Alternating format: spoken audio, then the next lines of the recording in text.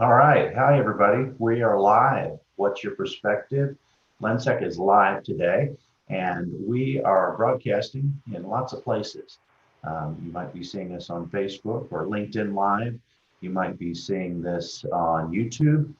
It's also possible you could be picking this up on our website, lensec.com/live. We broadcast in all of these places. We've recently changed some of our scheduling. We'll be broadcasting every other week, but you can watch out for us on your Facebook social media stream, also on LinkedIn, and we'll be announcing the upcoming topic for the day. But we are going to limit our broadcast to every other week. So you're lucky if you're watching. This is your week, and we are live today. What's your perspective? Normally, you'd be seeing Neil Haley hosting this show. Neil's out sick today, and he's taking some time to rest and recover. So you get me. I'm Keith Harris, and I'm the marketing manager at LENSEC. And What's Your Perspective is a show that we host for our watchers, our listeners. This is not only showing up on social media today, but will be rebroadcast after the fact on the What's Your Perspective podcast. So welcome today, and thanks for joining us. You can only see me because I don't have any guests here with me. However, we are going to be hearing from a previous guest on our show, Guy Grace with Partner Alliance for Safer Schools, and also the security director for Littleton Public Schools in Colorado, was on with us recently talking about how schools are dealing with this pandemic that we're all having to struggle with. And he took some time to focus in on a couple of things.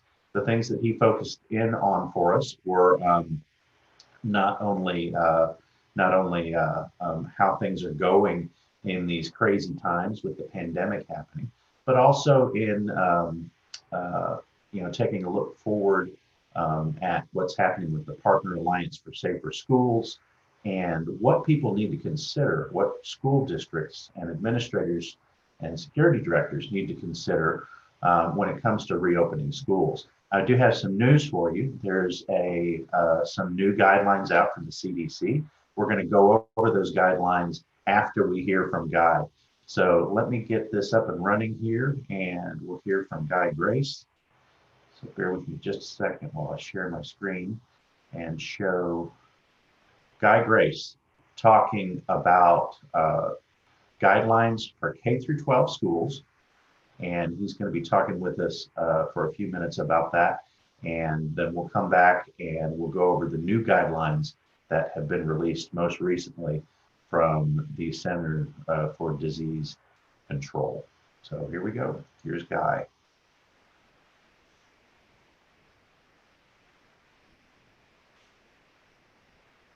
Let's get this up and running here. Let's see my controls. There we go.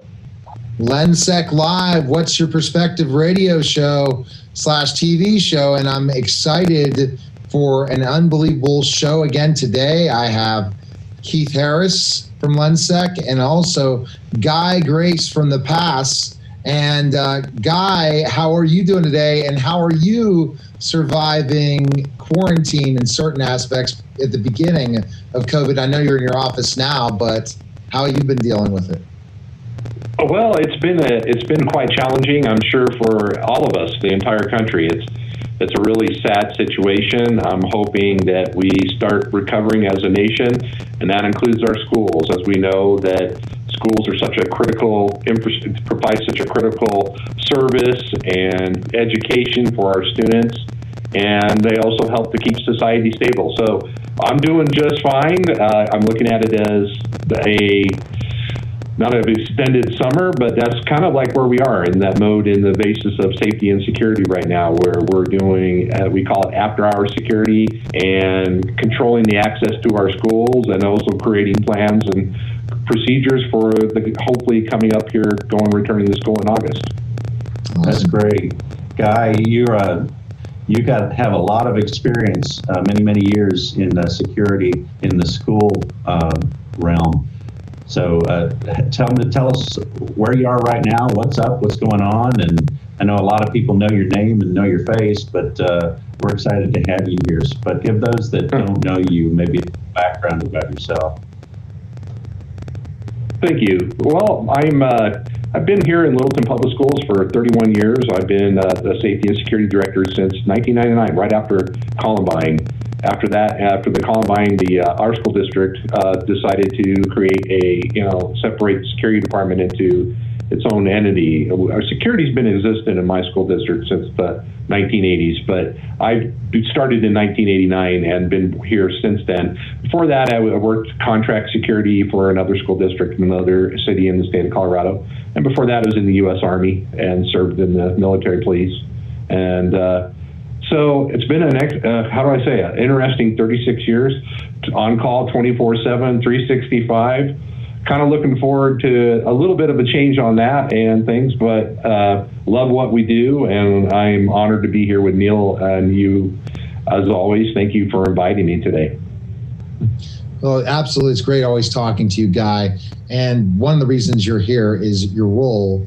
So what is your role, first of all? Tell us a little bit about the role that you do at the school district you're located in security, as Director of Security. Well, yes, sir. I'm the Director of Security for an Emergency Preparedness. So what I do is, my role is basically I'm responsible for the safety and security of our students, staff, and visitors and that come onto our school grounds. Also have a lot of responsibility in the components of safety and security, such as securing the buildings, implementation of security technology, but a really big role for me is emergency preparedness. And that's probably 60% of my job. And that's about creating processes and procedures and implementing components that mitigate a multitude of different hazards. So anything from the weather to active shooter threat. But now here we are with a microbiology or basically a virus and working into mitigating that, something that, we had a lot of planning and things like that in our past. I remember with SARS and the different things over the years, we basically have been mitigating through those emergencies, but this is unparalleled to where we're dealing with now. I never have seen anything like this. So this is a new, a new challenge for my district and districts across the country and our nation. And it's very, very, very challenging. And I'm hoping that we can help a lot to get our country back on its economic powerhouse that it was on. And I feel like we have some good plans and going forward, and it's exciting as an emergency planner to help my district and help others to go forward and be able to keep our country and get our country back on track here. We look at, why I keep saying that is, we look at on any given day across the United States, 40% of our population's in the schools on any given day. And so you think about that, moms and dads have to, when they go to work, they count on our school systems to educate their children and keep them safe. Or when my wife is in the school, or your husbands or wives are in schools working, we need to be able to help, basically hope that everybody's safe and in those schools, because that's what keeps society function. We're a huge part of keeping society function for the now and for the future, obviously, in education. There's been some huge, when you say unprecedented, that's an understatement of the year, or maybe of the millennium, because really you have to go all the way back to the flu epidemic in 1918 to see anything of the magnitude that we're experiencing now. And you can't really draw too many parallels for schools from what they did back then, because the culture and the technology and even the way they do school is completely different, right? No, totally. We look at, we didn't have those types of components back in 1918. I mean, we had, our country's, well, I wasn't around. I mean, but we look at those things, we are not, we can compare what helped our nation back then. And a lot of people say fresh air, we look at what medical response back then was and compared to now. It wasn't anything like it is now.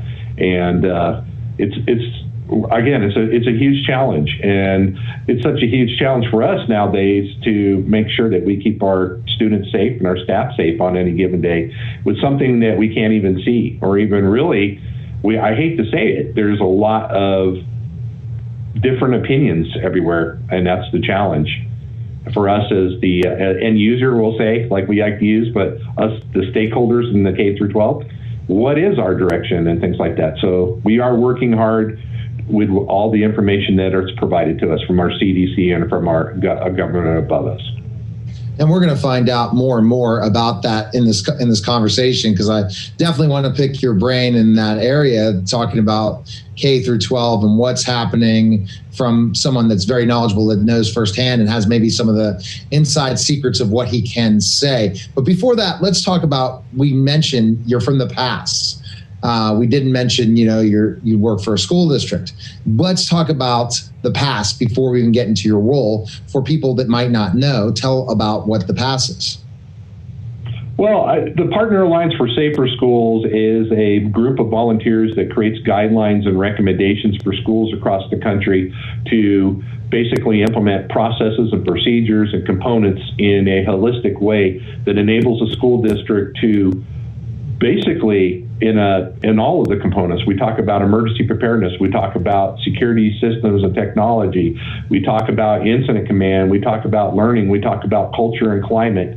And those are recommendations that we put forth from best practices that we've learned from other end users across the country, and basically combine manufacturers, integrators, the government, schools, law enforcement, and putting forward all kinds of good information that helps these schools to basically put forward guidelines that helps them to implement this in a holistic way for their school districts.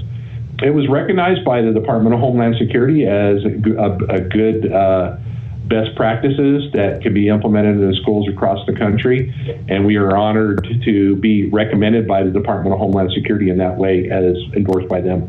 And we appreciate that. So it's been very, very, very a good organization. As we stated, we're non-paid volunteers, and we also don't receive any kind of money from any industry out there in any way. All we do is put best practices out there in a way that is not impacted by others or the views of others, just best practices, and they're all for free. They can be downloaded from the website passk12.org, passk12.org. All right, and it's Keith, as I have worked with and learned, there's a lot of components in the PASS guidelines, Keith, and those guidelines are interesting to look at because it's every realm of security. I've gotten an education from Guy and other amazing guests on the PASS K through 12 show that I've been co-hosting and doing interviews with Keith, and it's blown me away. The different ways that we look at security, and now the newest way, which we can't wait to get to at one point today. Yes, yeah. Yes. I just wanted to bring up these guidelines real quick and just show folks this goes into a ton of detail. If you look here, they can give you good information about how to scope out a project, how to set up video, how to set up important things like access control. And things like that. It goes pretty deep into a security footprint for a school. Is there anything in particular you want to point out on this guide while I have it up? Well, so right now we have the 4th edition that's up. We are in the process. We'll be releasing the 5th edition very, very soon. But we've also been expanding different things, like we have COVID recommendations that are coming out for how to apply these past recommendations to securing your building to protect it during the COVID-19 emergency, and going forward to help our school districts across the country in a security aspect and a sense. Obviously, there's a lot to do on the medical side, but we, like all hazards, we can't neglect all of the different things and the different layers as we're seeing there. We need to think about the policies and the procedures. We need to think about how we're going to apply that in the district-wide layer, and then the components and all the components such as architect, communication, access control. All those different things have to be done through all the different layers of safety and security. How are we going to do screening and all those other things that are coming on? and which we'll be talking about a little bit here. How are we going to do? Yeah. There's so many things. So, when we look at this version 4, there's a little, when we talk about the processes and procedures of emergency preparedness, I probably would say one of the most valuable things that school districts had in place was from, over the years, because we've been experienced, unfortunately, sadly, emergencies such as active shooter incidents or tornadoes that have ravaged communities and school districts or other disasters. We have been implementing a lot of strong incident command and a lot of strong processes and procedures in emergency preparedness. School districts across the country have been doing that. And I think that in those processes and developing, they have done a really good job in developing relationships or mutual agreements of understanding with community partners such as their local health departments and other places, and hospitals and their nursing programs. And I think that was probably one of the biggest benefits that we had in that past from mitigating past hazards and being able to be prepared for today's hazard was by having those past emergency preparedness policies, procedure, or components in place have allowed us to basically come up and have a plan for something we had no clue about. It's interesting when you talk about how detailed these guidelines are, but they brought people in, experts like yourself. So what is your role with the PASS?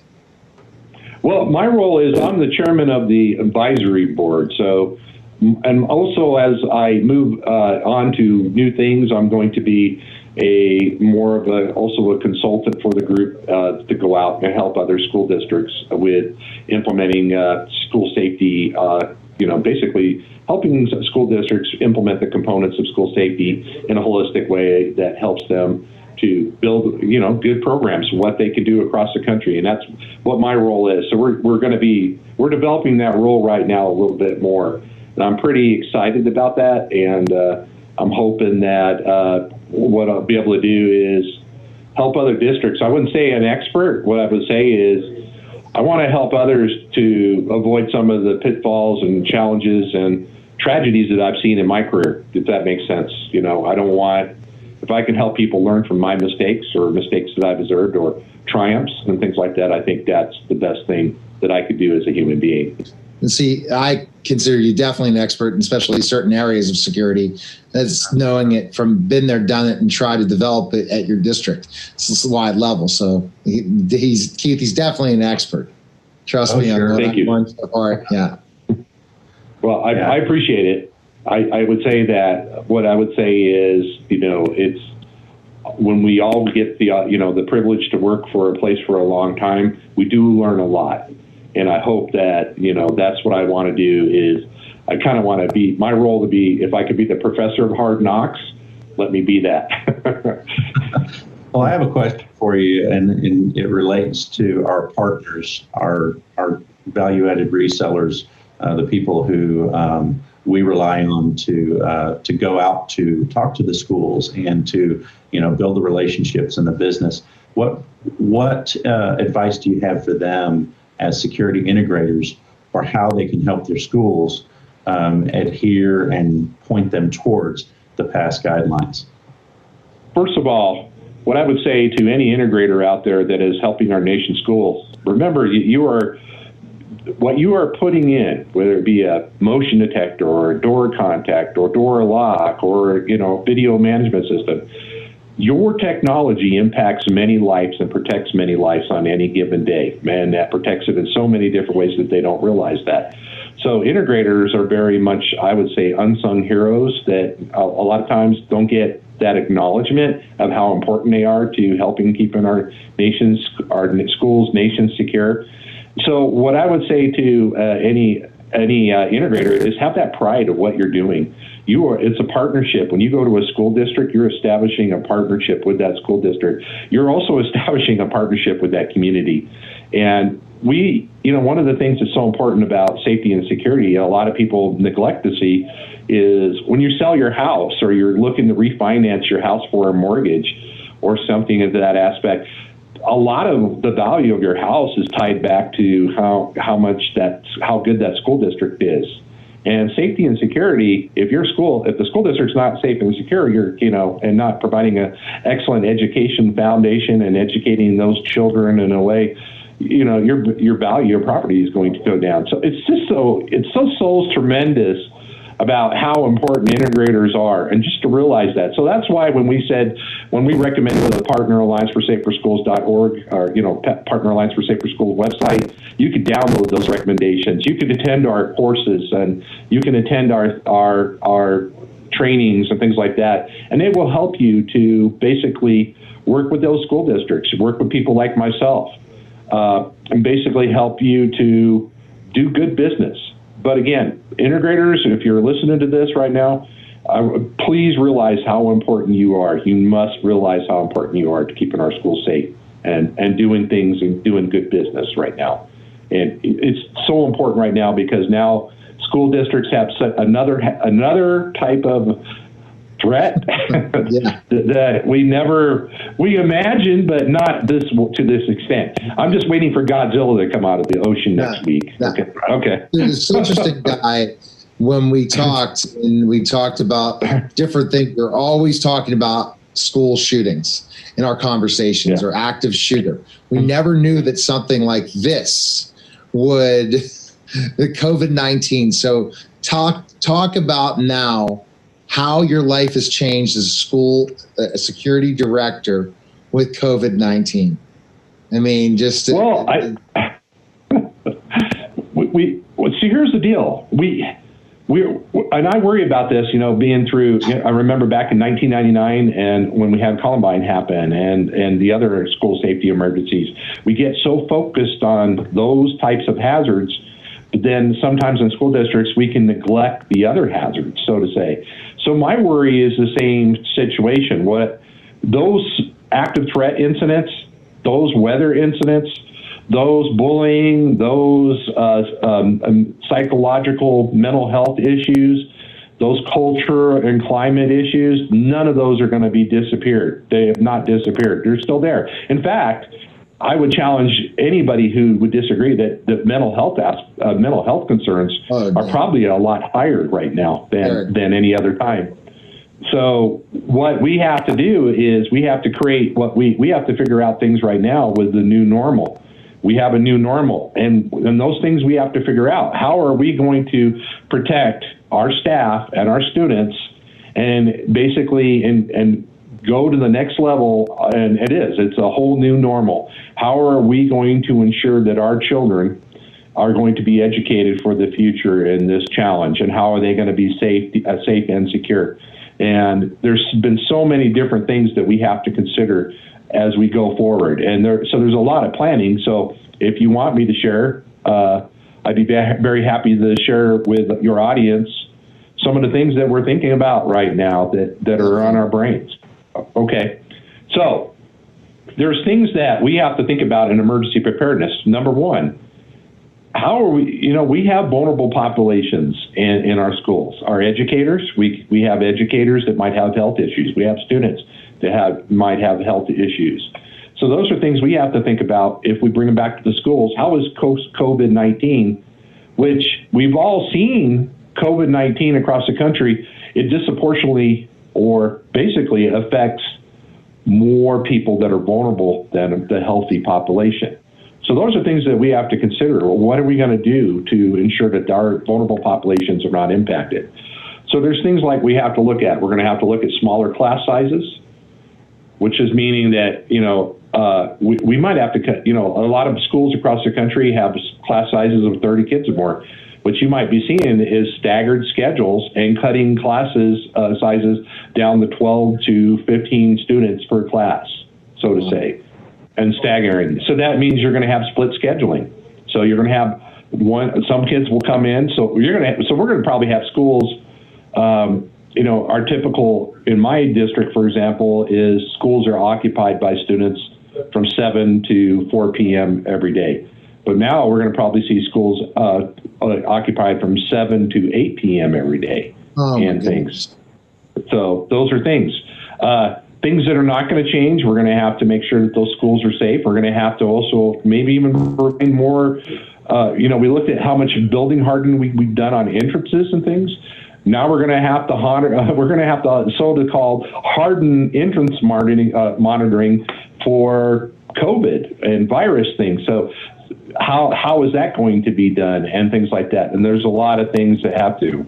We're also going to think about how we do lunch times and meal times in the school. We're going to have to stagger our lunch times and our meal times. So here we go with I see a slide up here, and schools during the COVID environment. This is one that was shared from the CDC and has some good stuff that exactly like what you're talking about. It talks about how to phase in and when to open and what you might need to be thinking about, going forward. So monitoring in place is a key factor, and still providing online solutions for those who can't come in. I mean, you're going to have to bridge across many different ideas here in order to get school back up and running. That's correct. And I want to point out to people that the CDC is probably what most of the school districts are going to be following those recommendations, and they should be following those CDC recommendations to our local health departments. Like for us, it's Tri-County Health would be working with those local health departments and facilitating and putting those things in together for us to go back to school and following all those recommendations as well. So I see another part in here that we need to think about too is transportation. Yeah. Transportation is huge. I was just thinking about that. How can you practice social distancing with school buses? That's crazy. Kids can't just, how can you do that? That's going to be really hard.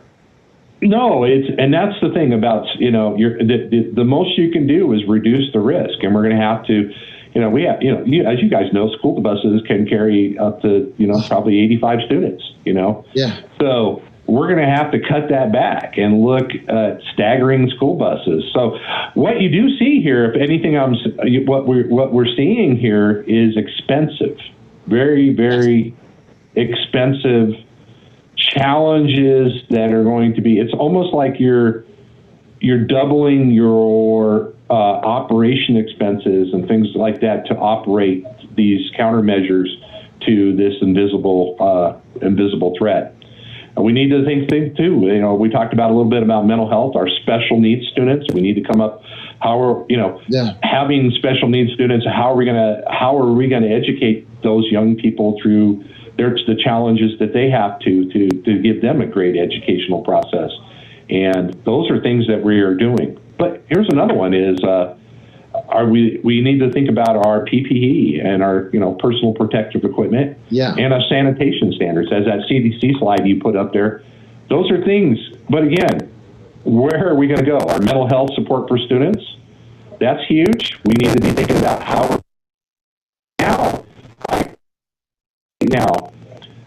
nothing has changed in regards to how we are doing interventions. Like last night, we had 4 suicide idealizations or call-outs for help last night, and we're still doing those things. We do count on the communities to help us with that quite a bit. Like if you see something, say something. If your friend's feeling sad, we're not in there. We're not in there to judge them. What we're there is to help them and making sure that these kids understand that they have people there to help them and things. Yeah, but parents being overwhelmed with working from home, teaching their kids, trying to manage everything. Parents are not left out of this either. They have some major. I just don't know how you juggle this at all. There's so many logistics. He's got 6 kids, so he's having to juggle it. The new normal. I'm saying the new normal is going to be a lot more difficult than people are saying. Not having the conversation about schools. It started on CNN last night a little bit. But ultimately, I'd say keep them closed and keep them online, to be honest with you, if you're going to look at all those measures till we get a vaccine. And I think that these things need to be more conversation-wise situation. But then even with the vaccine, you still have to have some of those measures in place, because a vaccine's not going to be foolproof. It's going to have other things if there is a vaccine. There's just so many unknowns in our conversation going on things. Guy, one question I wanted to kind of go to is, we've talked about you. Well, what is the past thinking about now?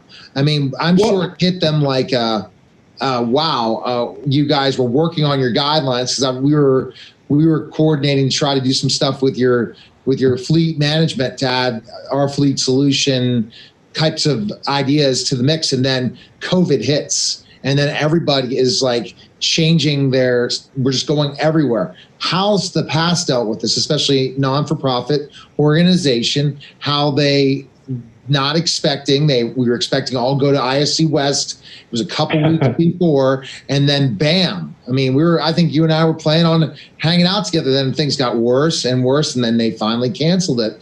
But ultimately, that's when you had other plans pass, and how you guys had to do a big shift.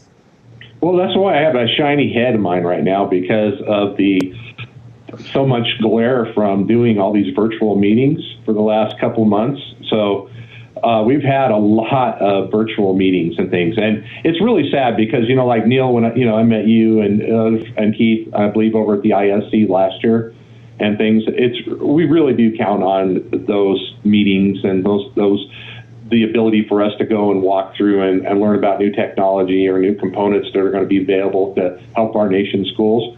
But when I look at where we are now, just like the kids are learning, we're learning right now on social media, and like we're doing on Zoom right now. And I think that's amazing, and things. Just like we should never forget that if we're at home, that we make sure we have our pants on when we stand up or whatever. But or like my parrot in the background when I'm at home, he talks and mimics everything I say. But it's a challenge, and it's a challenge that we are all dealing with. But as a past group, again, we're learning from this and how we're doing Zoom meetings, and what we're learning from this, we're putting forward into new recommendations or for the new guidelines down the road. And we will have help pamphlets. We worked with the National School Board Association about 3 weeks ago and put together some tips on how physical security components could be used to secure the campuses during and after the COVID emergency. So when we talked about the integrators before, they're going to have a tremendous role in getting our schools back to normal. We're going to probably see integrators offering medical, some type of thermal devices or temperature devices. Right. That's going to be in integrators' inventories, because a lot of those systems will work with the access control system or the video management system. So it's logical for end users right now. Again, our country, we're a capitalist society. We need to have integrators looking at this and capitalizing on and helping our schools. There's nothing wrong with that. We need that investment to help our schools go forward and stay functioning. Yeah, you bring that point up, and it's really a great point. I just did some research on this recently, and the one thing that's important to note is the so-called fever cameras are not a diagnostic tool. They're a triage tool. And so it's going to be very important for schools not only to use those right in order to identify potential contact or potential infected persons, but they're also going to need personnel to be able to verify diagnostically, school nurses, that kids really do have fevers. The other thing that comes up, IPVM, IP Video Market, which is a great resource that we rely on in our industry, has really been kind of taking the forefront in making sure that integrators understand some of these tools work well and some of them don't. And how you deploy them, where you install them, plays a big factor in that, and whether or not you're going to get an accurate reading. So make sure you're doing your research. And this would be my word of industry advice to school administrators and security directors. Make sure you're doing your research and choosing the right tools. And you got to pay a lot of money for this stuff up front, and you're going to be using it for years to come. So make sure you get it right in the front end. Well, on the Partner Alliance for Safer Schools, for example, we put out a caution on fever screening technologies white paper just last week. And what it's important to note that the U.S. Food and Drug Administration regulates the use of thermomatic systems, is what we're talking about, thermal cameras. And the important thing to realize is the FDA has suspended evaluations of all processes and procedures and products during this COVID emergency. So school districts could potentially be buying equipment that is not going to be sanctioned by the government and cannot be used in that application, because we're talking about something that is a medical device that is detecting temperatures of anywhere from 93.2 to 102.2 Fahrenheit. But if anybody needs some information on that, we have a pretty good white paper out there on it. Again, we're not saying that thermal cameras, I actually think they're in the future. I believe they're going to be part of our inventory. Yes. But that's where when we talked about the importance of integrators and we talked about the importance of all of us working together, we need to come forward and work with our CDC, our FDA, our security industry, our integrators, and our end users here. Like you said, putting that in the schools in a manner that does not compromise the school or that HIPAA information and FERPA of our students in any way. Because one of the things, too, if you put something in and because you have that whole cultural concern in your schools, because there's a lot of, we all know that we watch social media every day. There's a lot of different beliefs on what COVID is and what's going on. We do that. It would be a nightmare if it was done wrong in a school. It'd be like you put some technology in, hey, you're doing illegal tracking, things like that. What would do is you could potentially make schools even the sense, because the illusion, I hate to say this, and I'm not saying school safety is an illusion, but the perception of moms and dads when they bring their kids to school is I'm bringing my kid to a safe place. Mm-hmm. If we do that wrong and make it look unsafe, it's not going to help us in any way. It's going to be a disaster for school safety if we don't do this right. And we were talking off air about homeschooling and how some families are going to choose that. I ultimately believe that if you have somebody and you're seeing that there's compliant children, say, oh my gosh, you got your work done in 2 to 3 hours. People are going to consider the homeschooling and there'll be less kids. So it'll be all that, or fear.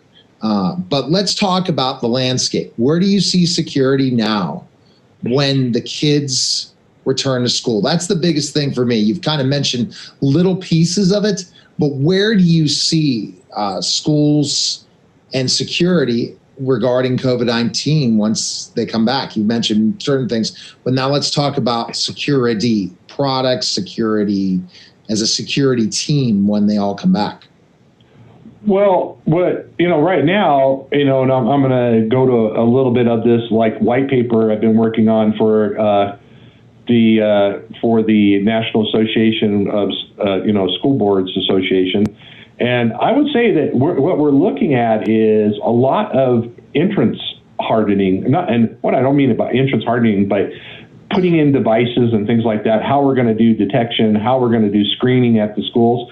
But another thing that you might be seeing in there is when we were talking about staggering schedules and things, how the access control systems are going to be utilized to basically facilitate the egress and ingress into the schools in a safe way. But we can't forget about the threats that are always there, such as active threat and weather and things like that. But you'll see us using, like a lot of the things that we're doing now is, we have a lot of good technology in our corona response that are utilized. Like, for example, a big one now is access control. We're restricting access to the schools, in our schools.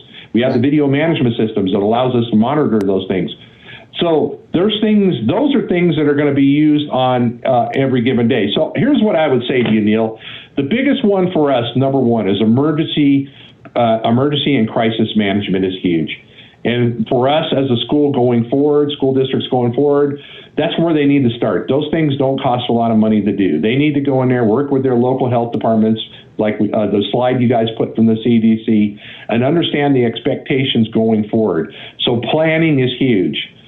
But number two, another major one is know what COVID-19 is. Yes. You know, that's as we said, it's all over the place. So that slide Keith pulled up on from the CDC, that's huge for us as a school district because that helps us to get direction. Yeah. Direction from an authority, from, say, the CDC and our local health department. So what we say in pass, and as a school district here, is you need to understand how COVID is transmitted, you need to understand social distancing, but we also need to empower our staff and our students going forward. They need to understand, and so for example, what we put out in pass is, as we say in pass guidelines, we're empowering people, but we also, others need to understand how they're going to empower students and staff going forward, how to understand COVID-19, how their responsibility is to mitigate COVID-19 and the threat. So stay home when you're sick. Yeah. You cough or sleep. All those standard precautions that we hear every day have to be in place into the schools. Things that are going to have to happen in the school sense when we talk about that empowerment piece is school districts are going to have to be very cognitive of the cleaning regimens of our schools. So like Keith brought up about the school buses, and Neil, you brought up too about school buses. We're going to have to, there's a lot of cleaning that's going to have to take place, not only in the classrooms, but everywhere we go. It's going to be something that has to, we think about restaurants and things, like you're going to, once that lunch table clears out, that first staggered lunch schedule, you're probably going to have a custodian back there with some cleaning gear, cleaning up for the next one coming, which didn't happen in the past. Now those things are going to happen. So, but CDC guidance is huge. And they typically, they have a coronavirus updated response for schools to follow, and it's under NCOB, Community Organizations and Cleaning Disinfection, HTML. So you can find that link there. It is upgraded constantly by the CDC. Most of the public health departments across the country are using those recommendations and bringing them back forward to the school district. Another one is we need to know, school districts, we need to, going forward, is identify, Neil, how you said that could be like your recommendation or your thought going forward is maybe for a while until there is a inoculation or more herd immunity in place. We need to, right now, we've identified who our essential employees are for now, mitigating this emergencies. Yes. But going forward, we're going to have to identify who our essential personnel are going to be doing those cleanups, doing that maintenance of the buildings, and doing the safety and security and the learning and instruction and all that in an operational sense and things like that. So that's going to be including the personnel. I mean, you're coming back to school is going to be tricky to get personnel in the right places. Exactly. To have, to be able to do fever screening and thermometer testing before you let kids into facilities, who comes into a facility, who doesn't, who's monitoring any sort of monitoring effect that you put into place, whether it's fever sensors or cameras or something like that. Somebody's going to have to monitor that, and somebody's going to have to administrate it, and then you're going to have school nurses in place to help manage this stuff. So it really gets mind-boggling. I don't envy you the work that you guys have ahead of you. I feel very sad for what is coming. Because we all realize, when we talk about our integrators and we talk about our end users and we talk about our manufacturers and we talk about the community, how that is, it's such a myriad of people who are so important to safety and security. And this is like, but usually we can see our threat, This is a threat that we cannot see. It's an invisible enemy. And sadly, that's the problem. and also the views about this threat are so mixed, as Neil has stated.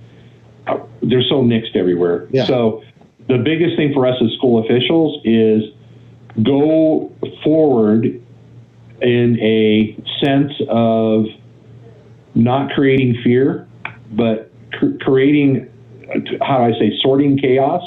Yeah. And making it to where, kind of like what we do when we have an active shooting situation. You go forward, the new normal. You go forward, and your job is to ensure that those kids don't feel like they're coming to a bad place. We want them to feel like they're safe there. And until we do, but we must also realize too that sadly, if we don't do something about coming up with something, I don't know if our country is going to recover. Mm-hmm. And we, you know what, we heard that old saying from the early 1900s, education's the chief defense of nations, or I don't know where that was. You know, but as a veteran, I think that, you know, used to say, okay, yeah. But, you know, when we look at that, when you look at the broader thought of that, it is. Education, it helps keep society in a functioning place. And that's why it's so critical for us going forward to work together. And the brains out there's a lot of brains out there that help us sort through all this chaos. And I think that's, you know, us having this conversation today is very proactive. And I think that's what needs to continue to keep going forward. Because like we talked about before the show, what we're talking about today might be obsolete in July. Yeah. Okay. Now, the last point involving security trends, video surveillance, types of security products involving this. Now, you talked about temperature, access control. How do you see video surveillance in this process? Well, okay, here's one that's really been really cool. And so, you know, we have video management systems. And most school districts across the country have a tremendous video management systems, or good ones, but they also have mass notification systems. So for like myself, I'm going to stay agnostic on brands and things like that. But we have 3,200 speakers out there in our school district, scattered all around the schools. So I was thinking, how could we do social distancing? And let's say that we have somebody that's not doing what they're supposed to after, you know, out there, because there's people, you know, it's when the schools are closed right now, people are utilizing their school grounds. The jungle gyms are off limits, so to say. They've been taped off and things like that by our health department. But the video management system has been really valuable for us now in maintaining safety and security, and then using using those mass notification systems, or, you know, on the intercom level, and saying, hey, how you doing out there? You know, with the camera system, and saying, hey, the health department we're not allowed to, you know, you can't be using that playground equipment the way you're doing it right now because it's in violation of the health order. But what it's doing is it's allowing us to, number one, keep safety and security in mind all day long, but also use it for us to keep social distancing, but also too, not being like putting a person out there to, you know, number one, be an overlord, so to say. I kind of like it because we have a spiel made up that is doesn't sound like God coming over the intercom or something, but but we're able to see and use that. So that's an example. But going forward, though, we see going forward how valuable video systems are, is that accountability piece. It's video is so important for the accountability piece, knowing where people are, where they're in the building, and utilizing that with other security components, such as your access control and other things. So going forward, a lot of people, we talked about thermal cameras, or we talked about other security, I talk about facial recognition, okay? Mm-hmm. We have a facial recognition pilot here in my school district, and we're going forward with it. There's things that video management systems aren't just cameras anymore. They're kind of like they're a backbone system. They're a central nervous system for your schools. But what they do is they're allowing us to mitigate many different hazards on any given day, and including helping us with the COVID-19 right now. And in more ways, what they're bringing out down the road is going to be even more tremendous. Yeah, we're working really towards trying to unify a security platform that pulls in lots of different pieces of the puzzle. And that's what integration is all about. It's bringing all those things together in a way that can be managed, tied to video for live monitoring purposes. I heard of a university here in Texas that had a break-in in their, while all their students are away, all their staff is away. And, I imagine that's happening everywhere with. Well, we had a group meeting with other security directors around the country, and there were some articles out there. Some school districts have seen 100% increase in crime. Right. So, yeah. But I would say to you, we've had a few little incidents here and there, but the video management system helps us to have that accountability piece. Like, for example, we had a kid throw some clay and some boards at a camera and did some things, but you know what, when he did it, his face was right there, and we were able to work with the school to say, hey, what are you doing? But that's proactive. That actually, where I'm going with this is, if people know that if they're up to no good and they're not doing anything wrong, they're going to be on the school grounds, no big deal. They're out walking, exercising. We want people to do those things, do everything in a way for the interest of the public. But if you're out there doing vandalism or about ready to do something that you're not supposed to, utilizing your video management systems and other surveillance is a deterrent act. And it keeps that person from getting into trouble, at least at your school. You can go somewhere else and cause trouble, but at least at your school in this time period right now, it's been very helpful for us to be doing that. But again, I just think, like you just said, one of the things you'll see in version 5 for the Partner Alliance for Safer Schools, we're endorsing what you just said. And it's all about what we call the unified security systems. And the unified security system is about all of these things, about bringing in all these different technologies, and it doesn't have to be one brand. It could be a multitude of brands. Like, for example, in my security system here in the Littleton Public Schools, I think we have like 32 vendors right now that are providing different technologies. And what we look at is bringing the best that we can bring into our school district. And that unified security is kind of like the old days of PISM. Now it's kind of physical security information management. It's not obsolete, but I really believe that the new word, like you said, thanks for saying that, Keith, is unified security. And that's huge going forward. Your video management system, your access control platform, your visitor management, your mass notification, your mass communication, which there's a big difference between that. All of these things, your doors, your locks, all of these things, your card readers, all of these things working together holistically. And I'm not forgetting your fire systems and your HVAC systems and things like that.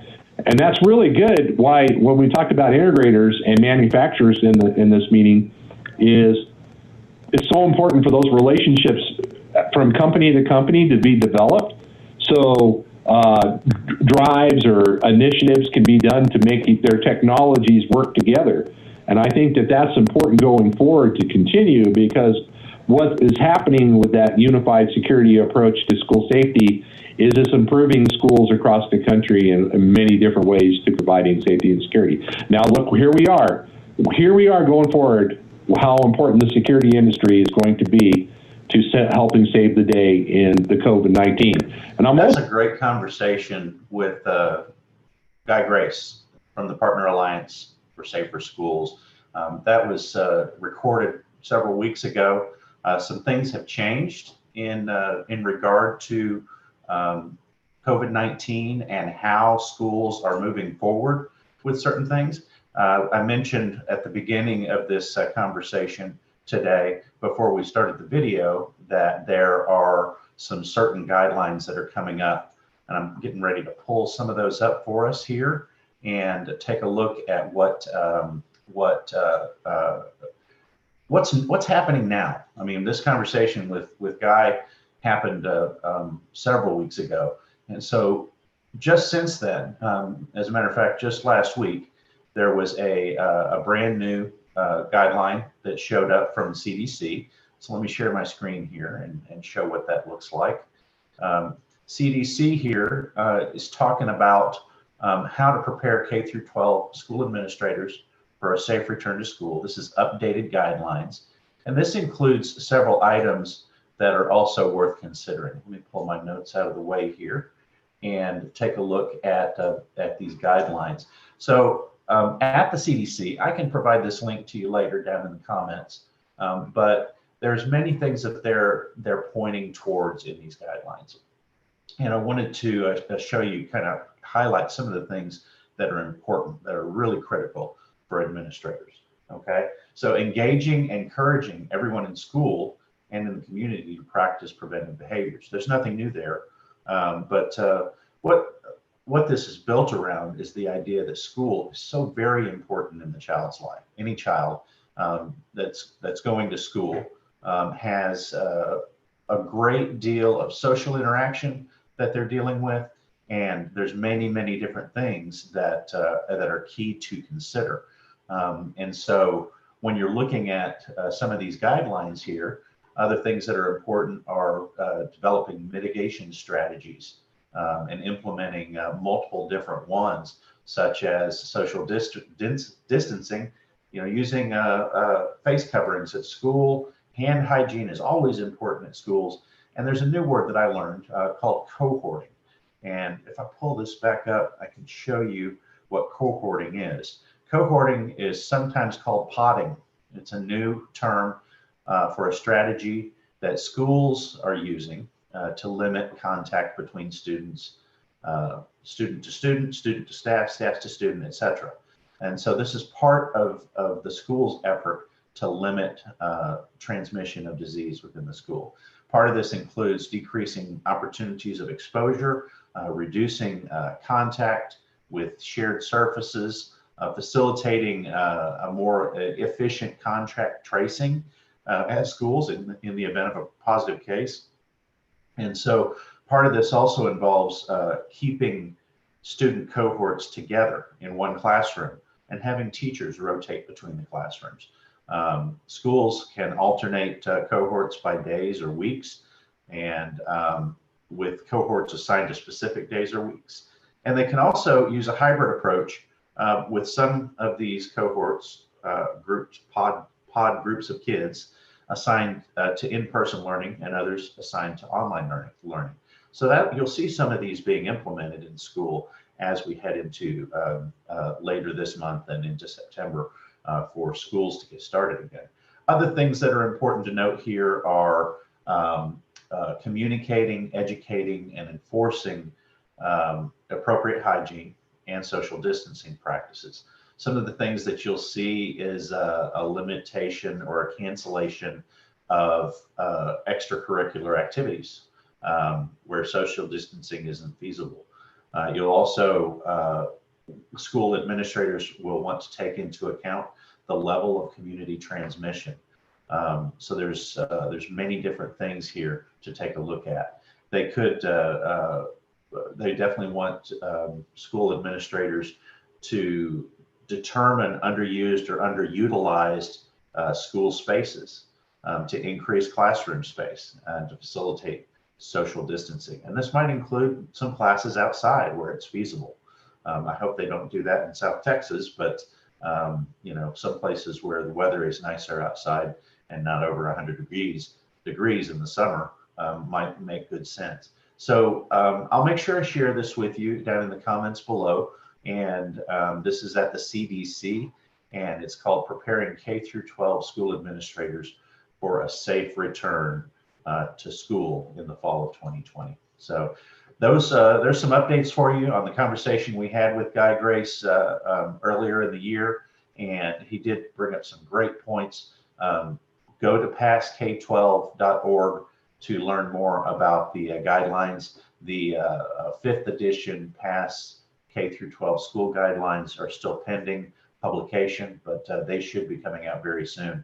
So you can take a look at some of the resources available there. Thanks for joining us today on What's Your Perspective Live. We appreciate Neil for guiding that conversation previously, and for Guy Grace for joining us. And he is always such a great guest to have on the show because he's so knowledgeable about school security. Again, my name is Keith Harris, and this has been What's Your Perspective Live.